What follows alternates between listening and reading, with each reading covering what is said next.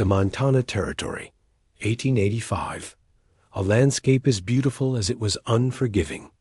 Twilight descended on the dense forest, painting the sky in hues of purple and orange as Amelia Harrison struggled through the undergrowth. Her once fine dress was now torn and muddied, her hands scratched from pushing through brambles. Behind her, only wilderness. Before her, uncertainty. 3 days had passed since she'd fled from Blackwater Ridge. 3 days of hiding, running, and praying she wasn't being followed.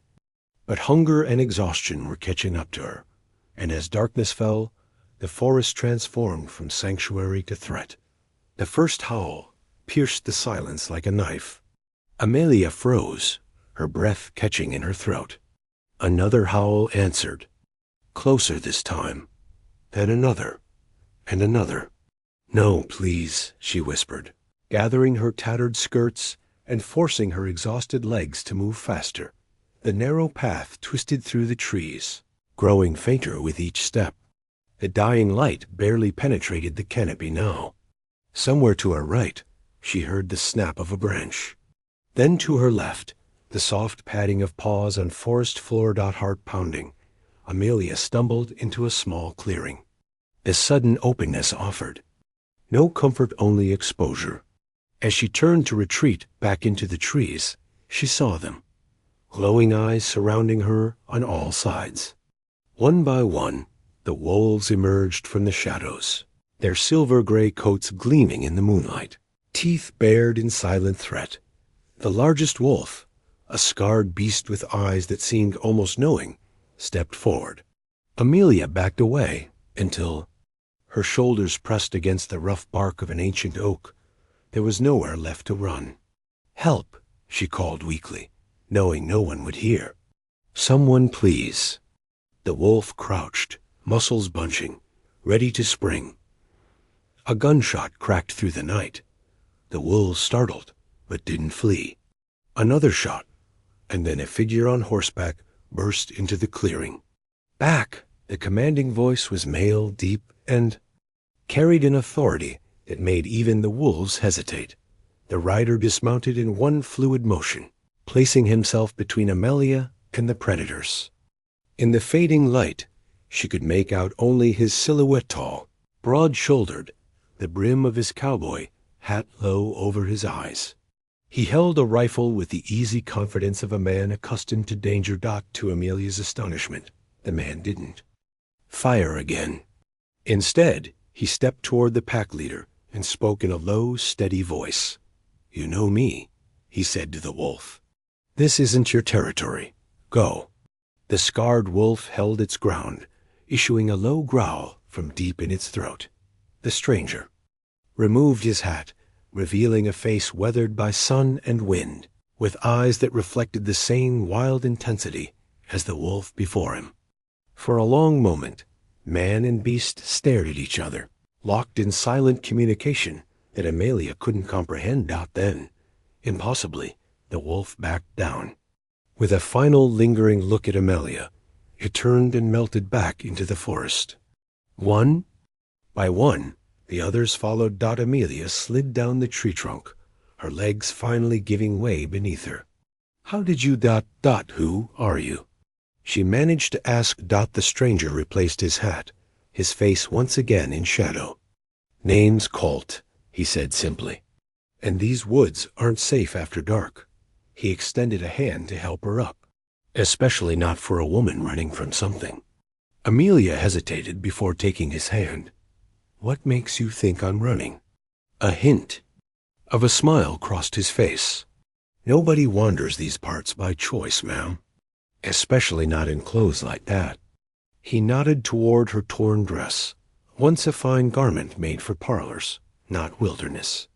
"I'm not," Amelia began to protest, but dizziness overwhelmed her, and she swayed on her feet. Colt caught her before she fell. "My cabin's not far," he said. "You can rest there, get your strength back." As he helped her onto his horse, Amelia knew she had no choice but to trust this stranger. Yet something in his eyes, when he'd faced down the wolves, troubled her. No ordinary man could command wild, beasts with just a look. Those wolves, she said as he mounted behind her. How did you make them leave? She felt him stiffen slightly. They're just animals. They understand who's the bigger threat. His tone discouraged further questions. As they rode deeper into the forest, Amelia couldn't shake the feeling that she had escaped one danger only to ride straight into another. Who was this mysterious cowboy? And why did he live alone in woods so dangerous even wolves seemed to fear him? The cabin appeared through the trees, a solid structure of logs and stone that seemed to grow from the landscape itself. A thin curl of smoke rose from the chimney, suggesting it had been occupied recently. You live here alone? Amelia asked as Colt helped her down from the horse. Just me and the forest, he replied cryptically, leading her inside. The interior was simple, but comfortable, a stone fireplace with embers still glowing, a rough-hewn table with 2 chairs, shelves lined with books that seemed out of place in this wilderness setting, and a narrow bed in the corner. Various animal pelts decorated the walls, and dried herbs hung from the rafters, filling the air with unfamiliar scents. Sit, Colt instructed, gesturing to a chair as he stoked the fire. You're safe here. But as Amelia watched him move about the cabin with practiced efficiency, she wondered if that was true. She had fled Blackwater Ridge to escape one predator, only to find herself in the den of another one, who commanded wolves and lived like a ghost in these woods. Colt placed a steaming mug before her. Drink. It will help with the exhaustion. What is it? She asked suspiciously. Just herbs. Nothing that will harm you. He met her gaze directly. If I wanted to hurt you, I wouldn't need poison to do it. The blunt truth in his words was oddly reassuring. Amelia sipped the bitter brew, feeling warmth spread through her limbs almost immediately. Now, Colt said, sitting across from her, tell me what brings a lady like you to these woods, and who's chasing you? Amelia's fingers tightened around the mug. What makes you think someone's chasing me? Colt's expression remained impassive. People don't run unless something's behind them. For a moment, Amelia considered lying. She'd become good at it these past months. But something in Colt's steady gaze made her think he'd see through any falsehood. My husband, she admitted. Finally. Or rather, his brother. Colt waited silently for her to continue. Thomas, my husband, died 3 months ago. Everyone believes it was an accident.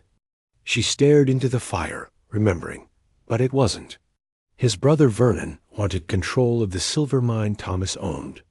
When Thomas refused to sell, Vernon arranged the accident. And you know this how? Colt asked, his voice neutral. I overheard Vernon talking to the men he hired. He didn't know I was there. Amelia's voice hardened. And when he discovered I knew, he tried to have me committed to an asylum. Sighed I was hysterical with grief and imagining conspiracies. So you ran. I had no choice. No one would believe. A woman over Vernon Harrison, respected businessman and pillar of the community. Bitterness crept into her voice. I've been traveling for weeks, trying to reach my cousin in Helena.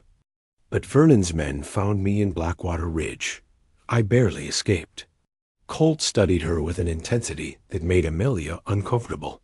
It was as if he could see beyond her words to the fear she wasn't voicing. These men, he said finally. They'll keep looking. Yes, she whispered. Vernon won't stop until he's certain I can't threaten him. Colt rose and moved to the window, scanning the darkness outside. Rest tonight. Tomorrow, I'll get you to Helena. Relief washed over Amelia, followed quickly by suspicion. Why would you help me? You don't know me. Colt's silhouette was outlined against the window, his face in shadow. Let's just say I understand what it's like to be hunted.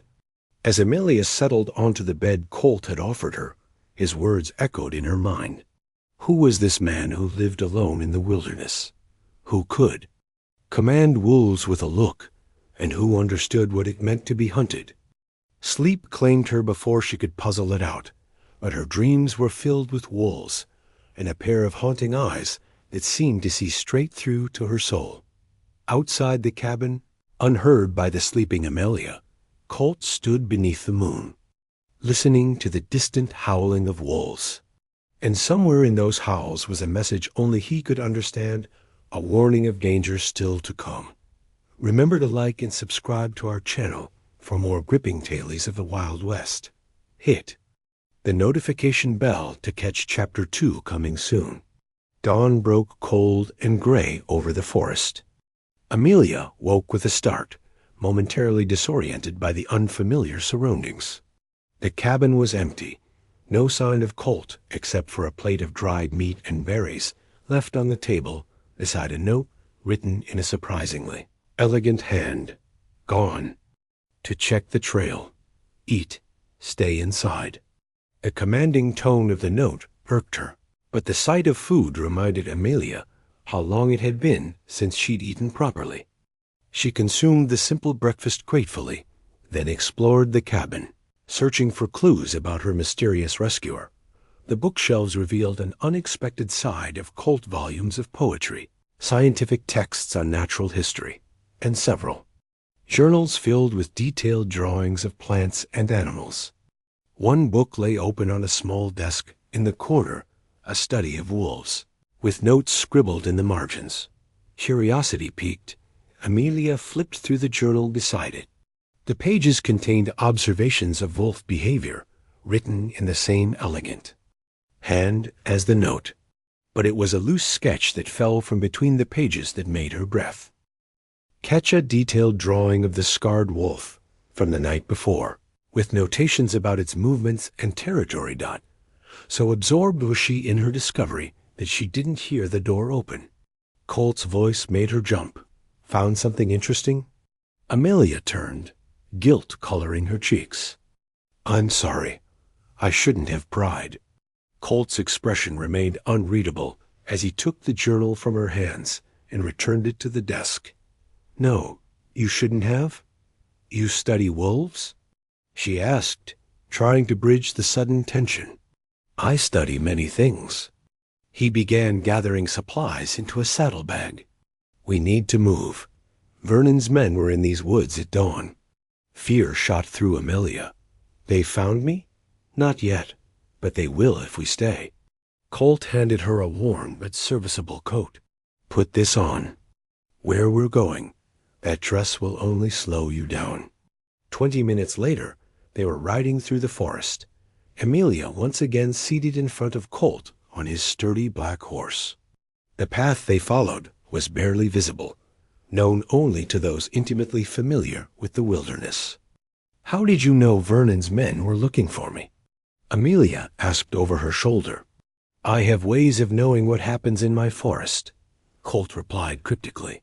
Your forest? You speak as if you own it. Not own, belong to. There was something in his tone that discouraged further questions. They rode in silence for hours, the landscape gradually changing from dense woodland to rocky terrain. By midday, they had climbed high enough that Amelia could see for miles across the territory, an ocean of trees broken only by distant mountains and the silver ribbon of a river. It's beautiful, she breathed, and dangerous, Colt added. Beauty often is. As they descended into a narrow valley, Colt suddenly reined the horse to a stop, his body tensing behind her. Before Amelia could ask what was wrong, he dismounted and helped her down, leading the horse off the trail and into a thicket of pine trees. Stay here, he whispered, drawing his rifle. Don't make a sound.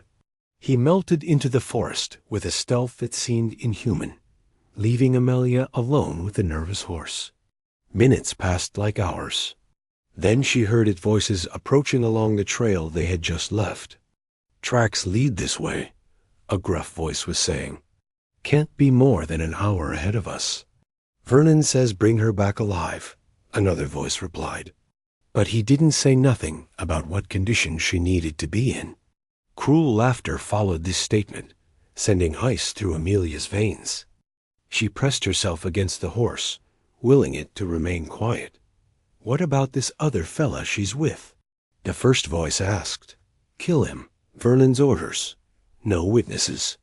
The voices grew fainter as the men continued down the trail. Amelia's heart thundered in her chest. How had they found her trail so quickly? And where was Colt?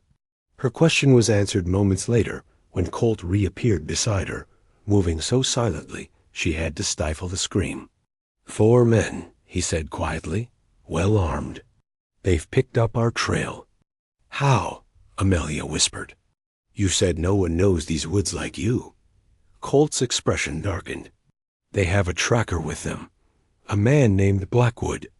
Something in the way he said the name made Amelia look closer at Colt. "You know him?" "We have history." Colt checked his rifle, his movements sharp with tension. "This changes things. We can't outride them. Blackwood will follow no matter where we go. Then what do we do?" Panic edged into Amelia's voice. Colt was silent for a long moment, his eyes scanning the forest as if seeking answers from the trees themselves. "There's a place," he finally said. "A cave system few know about. We can lose them there. And then I deal with Blackwood." The coldness in his voice sent a shiver down Amelia's spine. This was a side of Colt she hadn't seen, the predator beneath the calm exterior. They abandoned the horse, covering the remainder of their journey on foot through terrain too rough for riding. By late afternoon, they reached a series of rocky outcroppings that seemed impassable until Colt led her through a narrow crevice hidden by scrub brush. Inside was a cave entrance, dark and forbidding. Amelia hesitated at the threshold. "I don't like confined spaces," she admitted. "Neither do wolves," Colt replied, "which is why it's safe." The passage beyond the entrance widened into a larger chamber where light filtered through cracks in the ceiling. Colt lit a small lantern he'd carried in his pack, revealing ancient pictographs on the walls, figures of men and wolves intertwined in what appeared to be a ritual dance. "What is this place?" Amelia asked, her voice hushed by the weight of history surrounding them. "A sacred site to the Blackfoot people," Colt explained, "where men communed with the spirit world." As they ventured deeper into the cave system, the air grew colder, and the passages narrowed. Amelia stayed close to Colt, trying to ignore the growing sense of claustrophobia. "Not much farther," Colt assured her, sensing her discomfort. "There's a chamber ahead where we can rest." The chamber, when they reached it, took Amelia's breath away. A natural skylight high above allowed moonlight to filter down, illuminating a small underground pool of crystal-clear water. The walls glittered with minerals that caught and reflected the light. "It's like something from a fairy tale," Amelia whispered. "The Blackfoot called it the moon mirror," Colt said, setting down his pack. "They believed it was a gateway between worlds." As Colt prepared a small fire, using deadwood stored in a dry corner of the cave, evidence he had used this shelter before, Amelia studied the pictographs that decorated even this inner chamber. "You know a lot about the Blackfoot," she observed. "I lived among them for a time," Colt replied, his focus on the fire. "Is that where you learned to communicate with wolves?" Amelia ventured. Colt's hands stilled. When he looked up, his eyes reflected the firelight in a way that seemed almost inhuman. "What makes you think I communicate with wolves? I saw how that pack leader responded to you.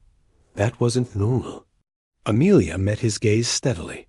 "And I found your journals. You know those wolves better than most people know their neighbors." A long silence stretched between them, broken only by the soft crackle of the fire. Finally, Colt spoke, his voice low and measured. "There are things about me you wouldn't understand, Amelia. Things that would frighten you." "Try me," she challenged. "After everything I've seen and survived, very little frightens me anymore." Colt studied her face, as if gauging her readiness for the truth. "The Blackfoot have a legend," he began, "about men who can walk in 2 worlds, the world of humans and the world of animals. They called them skinwalkers. You're saying you're what, a shapeshifter?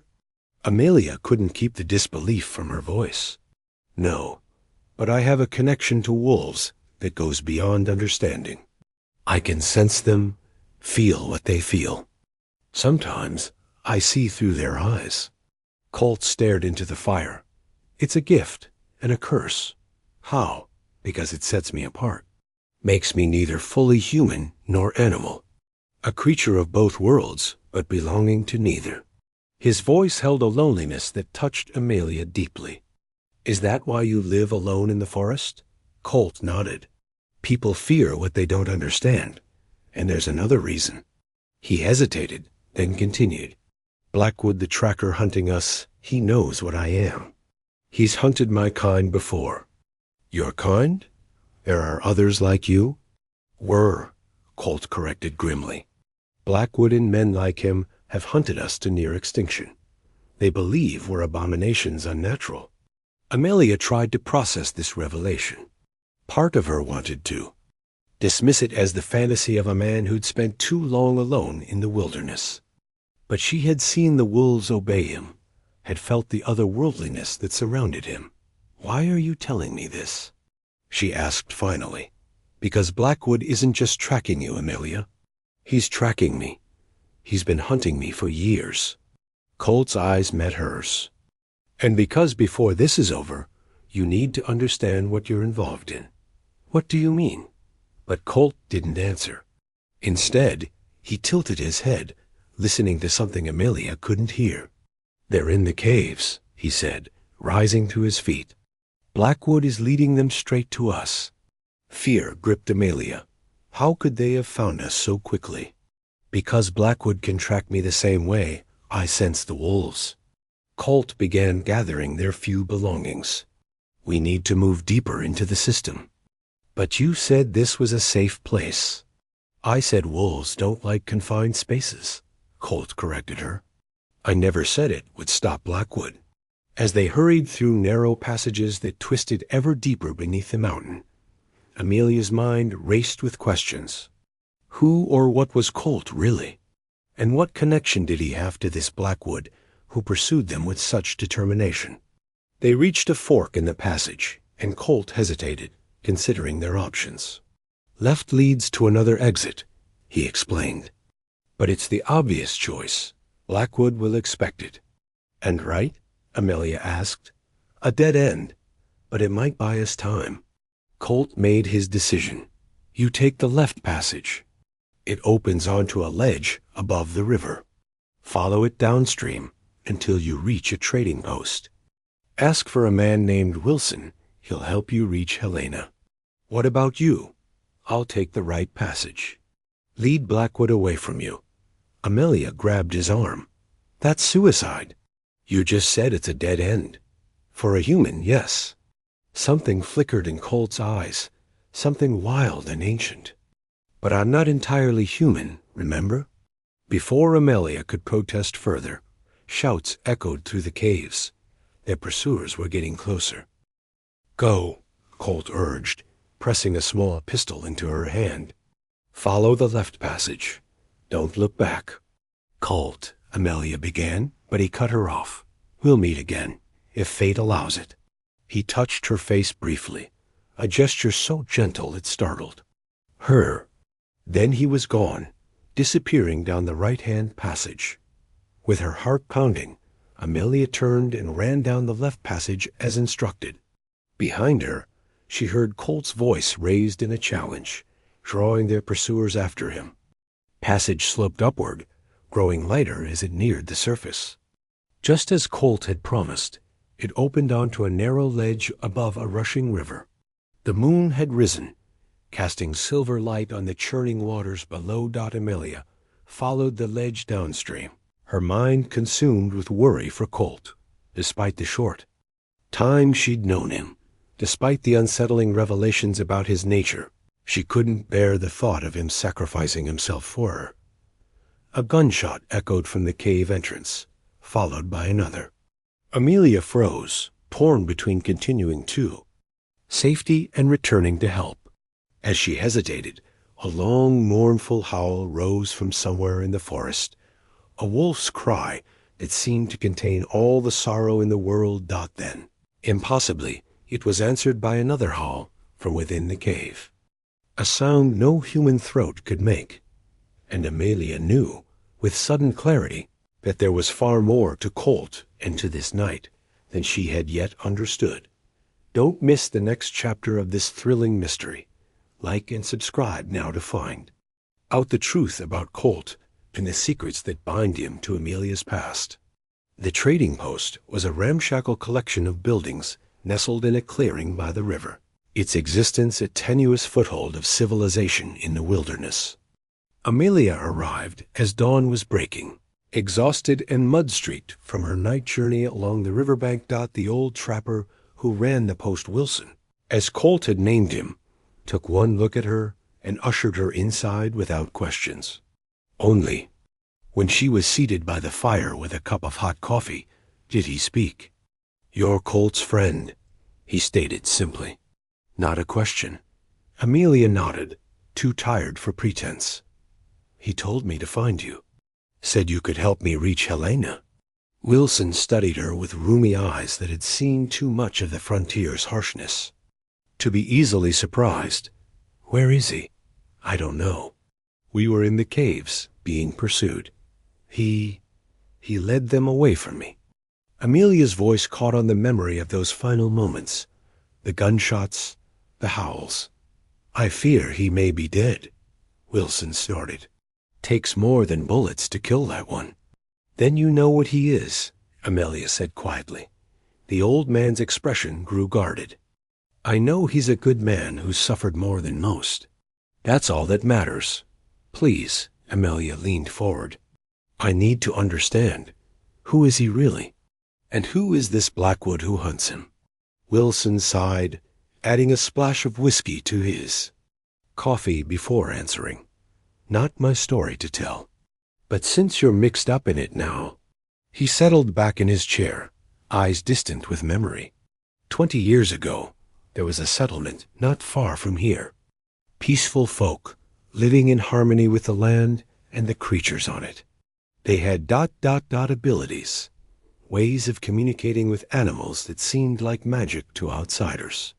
The locals called them the people of the wolf. "Like Colt," Amelia whispered. Wilson nodded. "Colt was just a boy then. His real name is Caleb Wolf. His father was their leader." "What happened to them?" "Slaughtered. All of them." A militia led by a man named Ezekiel Blackwood descended on the settlement one night. Called them devil worshippers, abominations. Wilson's voice grew hard with old anger. Only 3 survived Caleb, his younger sister Sarah, and their mother. "And now Blackwood is hunting the survivors," Amelia concluded. "Blackwood is dead," Wilson corrected her. "Died years ago.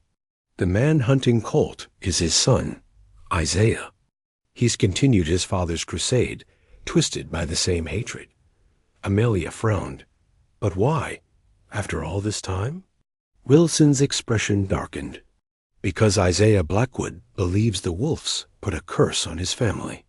His father died, strangely, and Isaiah himself was attacked by wolves as a young man. Left his face scarred, his mind more so. And Colt's mother and sister? What became of them?" "His mother died of fever a year after the massacre. Sarah ... double quotes." Wilson hesitated. "Sarah disappeared 5 years ago. Colt's been searching for her ever since." A terrible suspicion began to form in Amelia's mind. This Sarah ... what did she look like? Pretty little thing. Dark hair, unusual eyes, one blue, one green. Had a silver locket she always wore. Wilson watched Amelia's face closely. "Why do you ask?"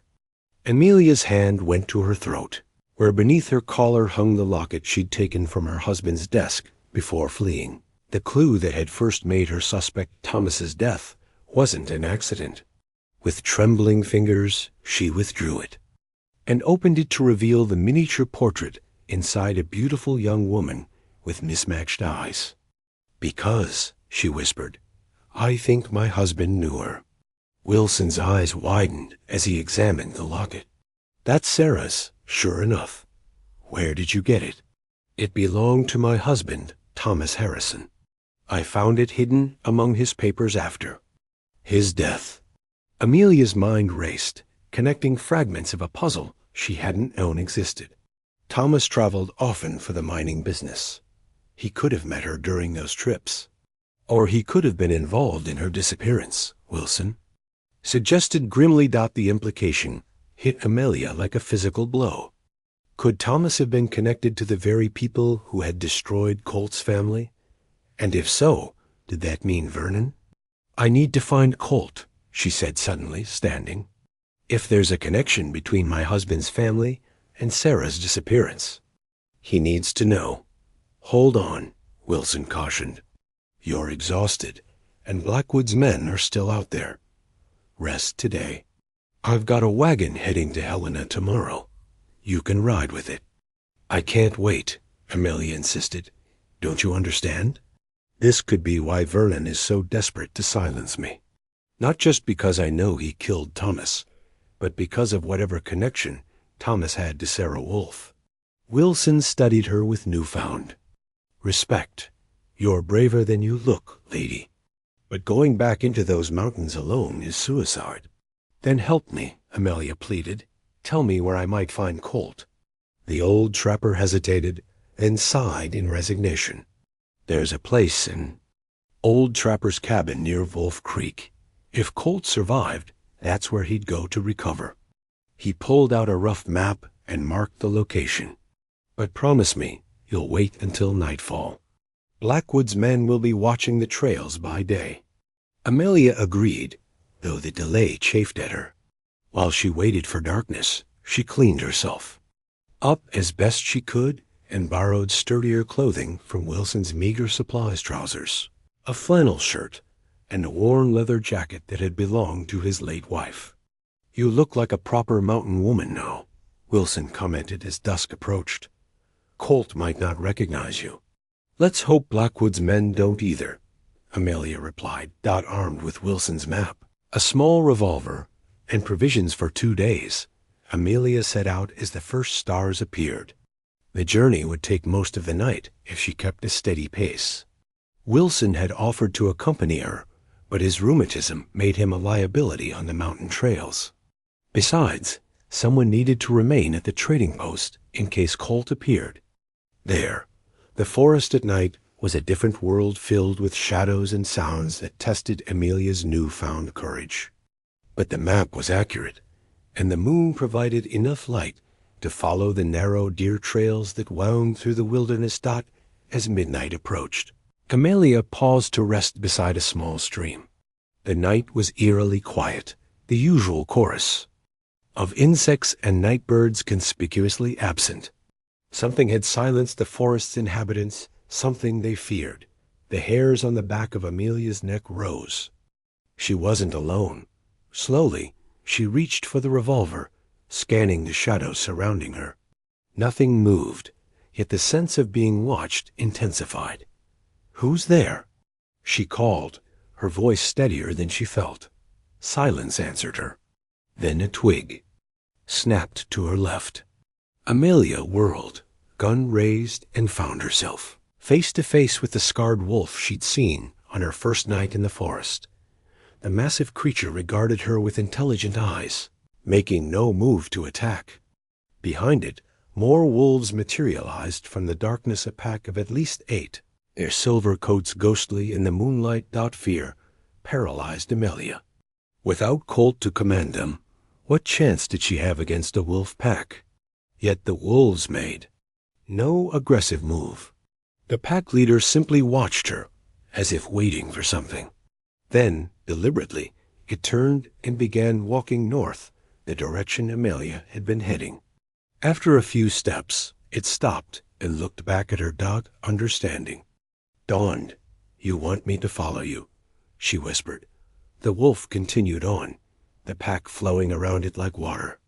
After a moment's hesitation, Amelia followed, keeping a respectful distance. The wolves led her off the trail she'd been following, taking a route that seemed to avoid open spaces and ridgelines where a person might be spotted from a distance. They moved with purpose, stopping occasionally to ensure she kept pace. An hour later, they emerged from the forest into a small valley sheltered by steep cliffs. At its center stood a crude cabin, light flickering dimly through its single window.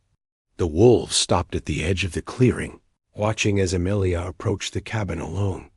Her hand trembled as she knocked on the weathered door. No answer came. She knocked again, louder. "Colt?" she called softly. "It's Amelia." The door creaked open to reveal not Colt, but a woman pale and thin, with long dark hair and striking eyes, one blue and one green. "Sarah Wolfe," Amelia breathed. The woman's expression shifted from wariness to confusion. "How do you know my name?" Before Amelia could answer, movement from within the cabin caught her attention. Colt appeared behind his sister, his face haggard with exhaustion and pain. A blood-stained bandage wrapped his torso. "Amelia," he said, surprise evident in his voice, "how did you find this place?" "The wolves," she replied simply, glancing back at the forest edge where the pack still watched. "They led me here." Colt exchanged a significant look with his sister. "Let her in, Sarah. She's a friend." Inside, the cabin was sparsely furnished, but clean. A fire burned in the stone hearth, and herbs hung from the rafters, similar to Colt's other dwelling. Sarah gestured for Amelia to sit while she tended to Colt's wound. "Blackwood's bullet went clean through," she explained as she changed the bandage. "He'll heal, but he needs rest." "I thought you were missing," Amelia said. "Wilson told me you disappeared 5 years ago." Sarah's hand stilled. "I've been hiding. It was safer for everyone, especially Caleb, if Blackwood thought I was gone." "But why hide from your own brother?" Amelia pressed. Colt answered, his voice strained with pain. "Because Sarah discovered something Blackwood would kill for. Something that could expose the truth about what happened to our people." "And what truth is that?" Amelia asked. Sarah and Colt exchanged another look. Then Sarah reached into a wooden chest and withdrew a leather-bound journal.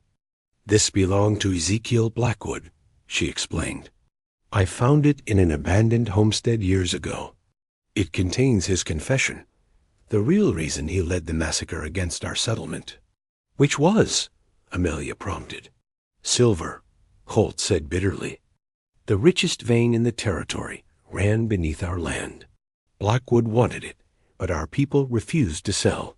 So he created a narrative about us being devil worshippers to justify wiping us out." "But that's not all," Sarah added, her mismatched eyes intense. "The journal contains maps, detailed surveys of the silver deposits, and names of his conspirators, wealthy men from back east who financed the militia in exchange for mining rights." A chill ran down Amelia's spine. "What names?" Sarah opened the journal to a dog-eared page. "Here the primary investor, Harrison Mining Company, represented by Vernon Harrison." The pieces clicked into place. "Vernon," Amelia whispered. "That's why he's so desperate to find me. Not just because I know he killed Thomas, but because he fears I found evidence of his family's involvement in the massacre." "Thomas?" Colt questioned sharply. "Thomas Harrison was your husband?" Amelia nodded, then withdrew Sarah's locket from her pocket. "I found this among his things after he died. I believe he knew you, Sarah."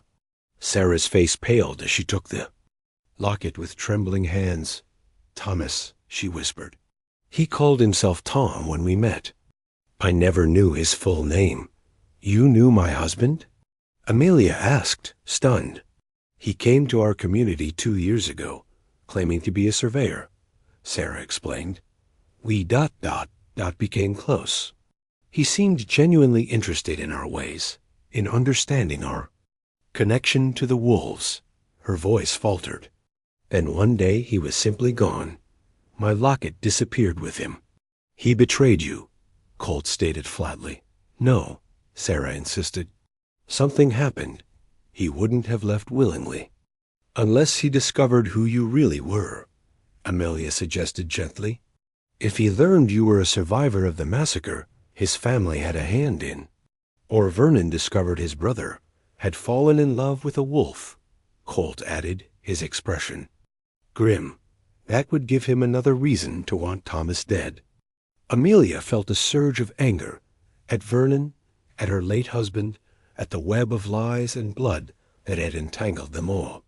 We need to expose Vernon, she declared. Take Blackwood's journal to the authorities, along with proof of Thomas's murder. It's not that simple, Colt countered. Vernon has influence with territorial officials, and Isaiah Blackwood won't stop hunting us just because his father's crimes are exposed. Then what do we do? Amelia demanded Dot before either sibling could answer. The wolves outside began to howl a warning that pierced the night. Colt struggled to his feet, moving to the window. Riders, he said tensely. At least 6 of them, coming up the valley. Blackwood, Sarah whispered, fear evident in her voice. How did they find us? Amelia asked. They must have followed you, Colt replied, though there was no accusation in his tone. No, Sarah interjected, her face suddenly ashen.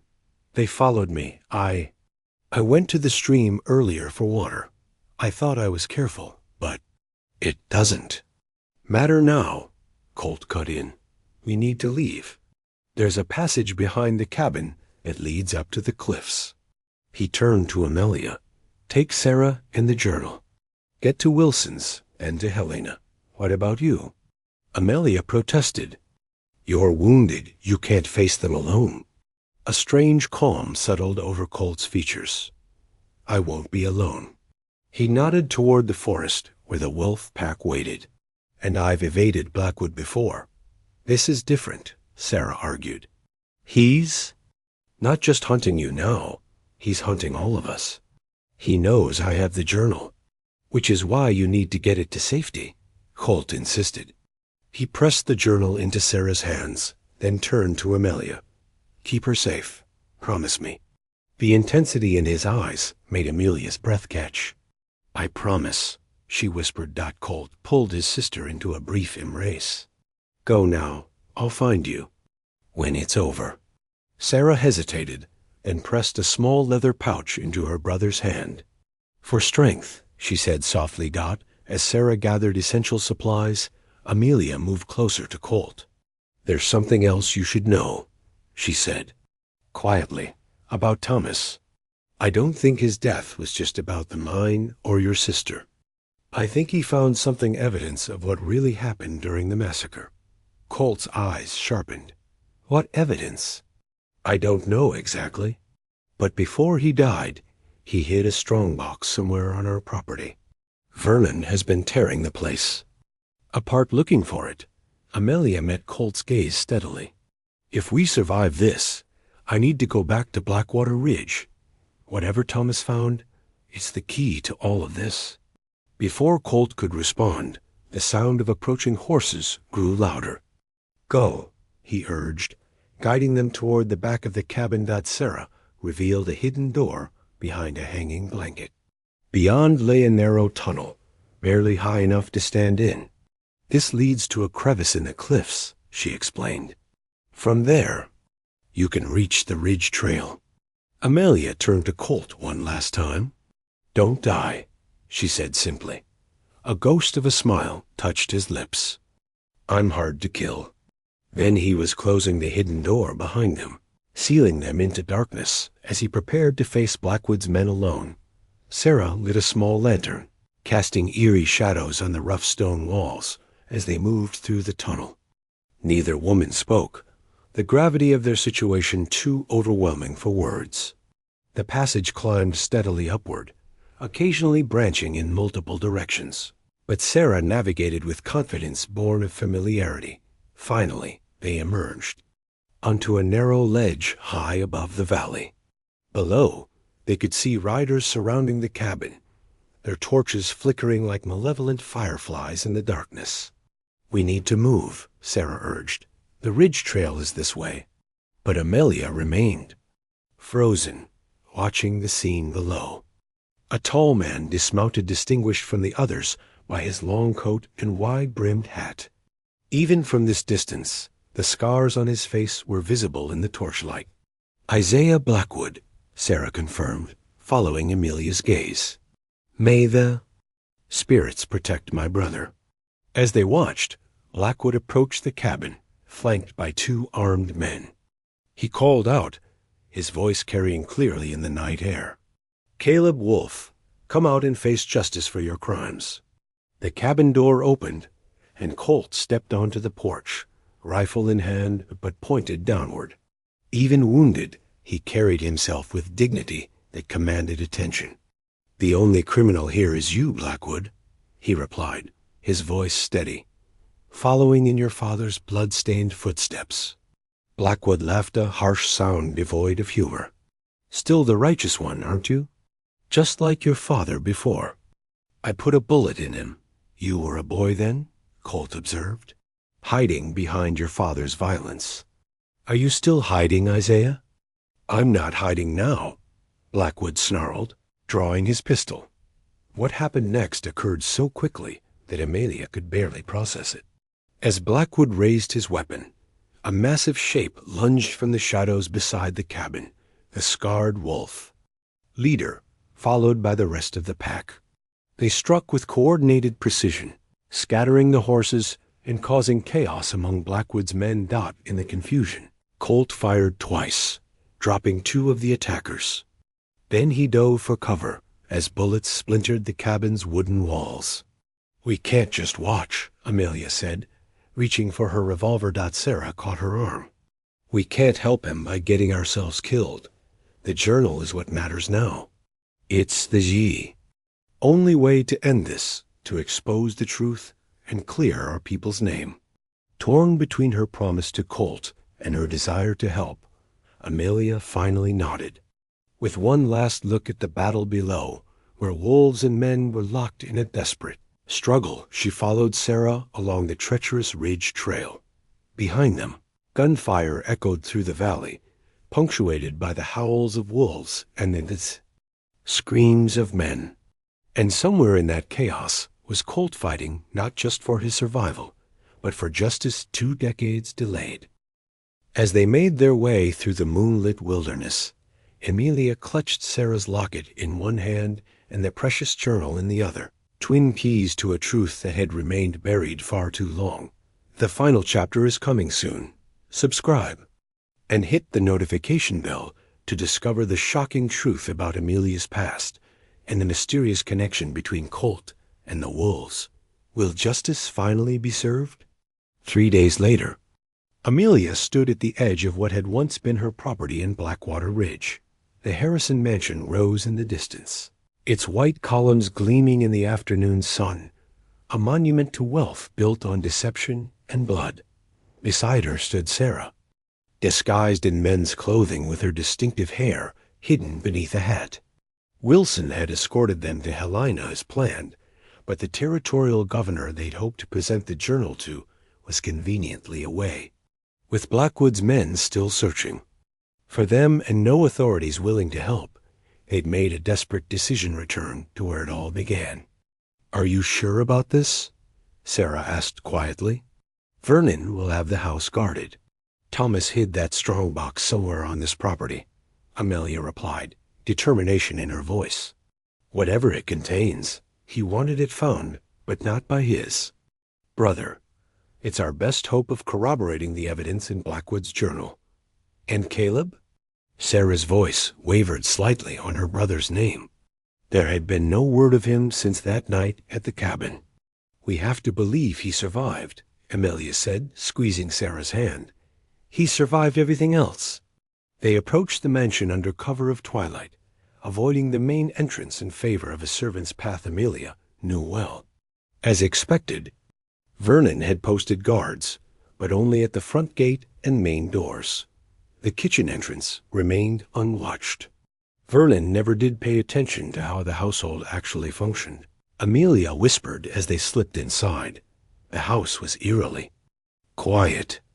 Most of the staff had been dismissed after Thomas's death, leaving only Vernon's personal valet and a skeletal crew to maintain appearances. Amelia led Sarah through the darkened corridors to Thomas's study, a room she'd searched desperately before her flight, but which now might yield new insights given what they'd learned. Vernon's torn this place apart, she observed, noting the disarray of books and papers. He's looking for the same thing we are. Sarah examined the wood-paneled walls, running her fingers along the ornate moldings. If I wanted to hide something important, I'd create a hiding place. No one would think to look. Thomas was methodical, Amelia mused, studying the large desk that dominated the room. He had a system for everything, a place for each important document. Her eyes fell on the portrait of Thomas that hung above the fireplace, a dignified painting. That captured his serious expression, but missed the warmth she'd occasionally glimpsed in their private moments. Something about the painting nagged at her memory. The safe, she said suddenly. Thomas kept a small wall safe behind that portrait. I never knew the combination, but she crossed to the painting and carefully removed it from the wall, revealing a small metal safe set into the stone fireplace. Can you open it? Sarah asked. Amelia stared at the dial, thinking. His birthday didn't work. That was the first thing. I tried when I was searching before. Neither did our wedding date. She bit her lip, considering. But now I wonder. Carefully, she turned the dial. July 15th, 19, the date of the massacre. According to Blackwood's journal. The safe clicked open. Inside was a single item, a small brass key with an unusual tooth pattern. No documents, no strongbox. He moved it, Amelia realized, but left the key where only someone who knew the significance of that date would find it. But where does the key lead? Sarah wondered. Amelia turned the key over in her hand, noticing an engraving on its bow. W.M. the watermill, she breathed. Thomas's grandfather built a mill on the property. It's been abandoned for years, but Thomas always refused to have it torn down. They slipped out of the house as quietly as they'd entered, making their way through the gathering darkness to the old mill. The structure stood silhouetted against the night sky, its great wheel long since stilled by time and neglect. Inside, dust covered everything except for a path of disturbed floorboards leading to the back wall. Someone had been here recently. Vernon, Amelia whispered, fear tightening her chest. He must have figured it out. They followed the cleared path to where the massive millstone still sat, partially embedded in the wooden floor. Beside it, nearly hidden in shadow, was a small iron door set into the stone foundation, a door with a brass keyhole. With trembling hands, Amelia inserted the key. It turned smoothly, and the door swung open to reveal a small cavity containing a metal box, the strongbox Thomas had hidden. He found it, Sarah said in dismay. Look, the lock's been forced. Indeed, the box's lock had been broken, but when Amelia lifted the lid, she found it wasn't empty. Inside lay a leather-bound journal similar to Blackwood's, along with several folded documents and a small package wrapped in oilcloth. This is Thomas's handwriting, Amelia said, opening the journal. Her eyes widened as she scanned the first page. These are his personal investigations into the massacre. He was collecting evidence against his own family. Why would he do that? Sarah wondered. Because he fell in love with you, Amelia replied softly. And when he discovered who you really were, he chose truth over family loyalty. They examined the documents, land deeds, mining claims, and most damning of all, receipts for payments made to militia members who participated in the massacre. Thomas had built a comprehensive case against his brother and father. The package, in oilcloth, revealed a final surprise, a silver badge tarnished with age and marked with what appeared to be dried blood. The territorial marshal who disappeared while investigating the massacre, Amelia realized. Thomas found proof that Vernon's father murdered him to cover up their crimes. That's why Vernon killed Thomas, Sarah concluded. He discovered his brother was gathering evidence against the family. And now we have it all, Amelia said, gathering the materials back into the box. Enough to bring Vernon to justice and clear your people's name. A slow clapping sound from the mill entrance froze them both. Bravo, sister-in-law. Vernon Harrison's cultured voice echoed through the cavernous space. I knew you'd lead me to whatever Thomas had left behind. He stepped into the light, flanked by two men with rifles. Behind them stood Isaiah Blackwood, his scarred face twisted in a triumphant smile. Miss Wolfe, Blackwood acknowledged Sarah with mock courtesy. How fitting to find you here with your brother's woman. Saves us the trouble of hunting you separately. My brother? Sarah questioned, her voice tight with fear. What have you done with Caleb? Blackwood's smile widened. Your brother put up quite a fight. Those wolves of his killed 3 of my men before we put them down. As for Caleb himself, he shrugged meaningfully. You're lying, Amelia said, though dread filled her heart. If you'd killed him, you'd be gloating more specifically. Perceptive, Vernon commented, stepping closer. But it hardly matters now. We have you, and we have the evidence you've so helpfully consolidated for us. He nodded toward the strongbox. You won't get away with this, Amelia warned. Too many people know the truth now.